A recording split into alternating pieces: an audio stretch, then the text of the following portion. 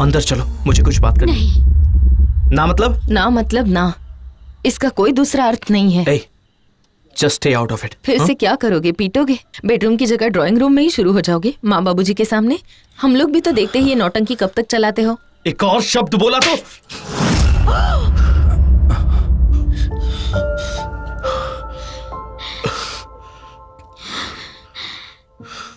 तुमने मुझ पे सही किया है, और मारूंगी। तुमने मुझे जितना मारा है, मेरे शरीर में जितने दाग हैं, जितने धब्बे हैं, सब अगर तुम्हें झेलना पड़े ना तो पता चलेगा। ये तुमने क्या किया बहू? ठीक किया है, और आप मुझे बहू मत बुलाइए। आप में से कोई मेरा अपना नहीं है। शादी के बाद क्या कहा था? मेरे घर में एक बेटी आई है। उसके बाद क्या हुआ? कहाँ गई बेटी? आपकी खुद की बेटी के साथ ऐसा टॉर्चर होता तो आप उसके लिए खड़ी नहीं होती। बाबूजी, आपने क्यों अपने बेटे को एक बार भी नहीं डांटा? मेरी अपनी माँ, मेरे बाबा, मेरे भाई, कोई मेरा अपना नहीं है। सब यही कहते थे कि सह लो, मान लो। यही सुनती आ रही हूँ। क्यों किसी ने एक बार भी नहीं कहा तेरे साथ जो हो रहा है वो गलत है? क्यों किसी ने एक बार भी नहीं सोचा कि मैं इंसान हूँ? क्यों किसी ने एक बार भी नहीं कहा तेरे साथ जो हो रहा है उसके लिए सजा मिलनी चाहिए? सिर्फ और सिर्फ दीदी ने बोला। मेरी अपनी दीदी तो नहीं है वो। स्मिता दीदी, प्रीता दीदी, इन लोगों ने आकर मेरा हाथ पकड़ा। आप लोग कहाँ थे तब? आप में से कोई मेरा अपना नहीं है। चुप कर, चुप हो जा। चुप रो मत। क्यों रो रही है? चुप कर। तुझे लगा तुझे रोते हुए देखकर ये रियलाइज करेंगे, गलती का एहसास होगा? हाँ? कभी नहीं देखा इस लड़की को आंख उठा के बात करते हुए। दम घुटने लगे तो हर कोई शोर करता है ना? चुप कर।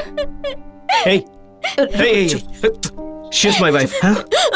उसके साथ क्या हुआ क्या नहीं ये मैं देखूंगा। वाइफ का मतलब समझते हो तुम? कैसे उसे चुनना चाहिए, प्यार करना चाहिए।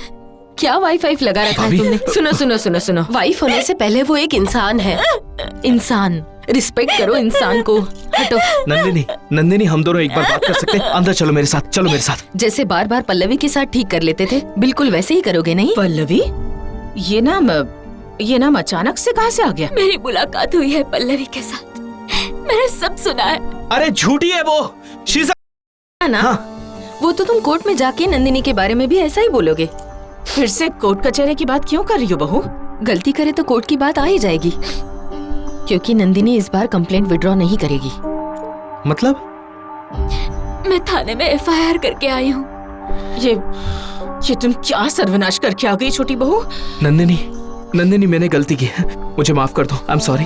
मैं तुमसे बहुत प्यार करता हूँ, मुझसे गलती हो गई। I am sorry. तुमने जो किया है उसे क्राइम कहते हैं। तुम एक क्रिमिनल हो, सजा तुम्हें भुगतनी ही पड़ेगी। बड़ी बहू, तुम ही छोटी बहू को समझाओ ना। तुम्हारे अलावा इसे कोई नहीं समझा सकता बहू। तुम्हारा परिवार बर्बाद हो जाएगा। मैं तो मोइत्रा हूँ। मैं तो सनियाल नहीं हूँ। मैंने कोशिश की थी पर नहीं हो पाई। मीनती दीदी को कितना रोटी बनाना है बोलना, सुबह उठकर रसोई घर में जाना, बाबूजी को सही वक्त पे दवाई देना, हर शाम को नियमित तौर पर चाय पिलाना, मतलब सनियाल नहीं होता है। मैं इस घर की कोई नहीं हूँ, ये परिवार मेरा नहीं है। ये सब मत बोलिए। आप आजकल सब कुछ भूल जा रहे हो। आज इतने सालों बाद रियलाइज किया है। देर हो गई पर समझ गई, ये घर मेरा नहीं है, कभी था ही नहीं। अगर ये घर मेरा होता, ये जो आपके बेटे ने बड़े बड़े अन्याय किए हैं हर रोज करता ही गया, बार बार किया। बोल पाए उसे घर से निकल जाने के लिए? नहीं बोल पाए ना। बोला किसे? मुझे, क्योंकि मैं तो आउटसाइडर हूं ना। बड़ा आसान है मुझे बोलना घर से निकल जाओ। मैं मां नहीं बन पाई ना, अकेली नाकाम रही। आपका बेटा भी तो नाकाम रहा, उसे नहीं बोला।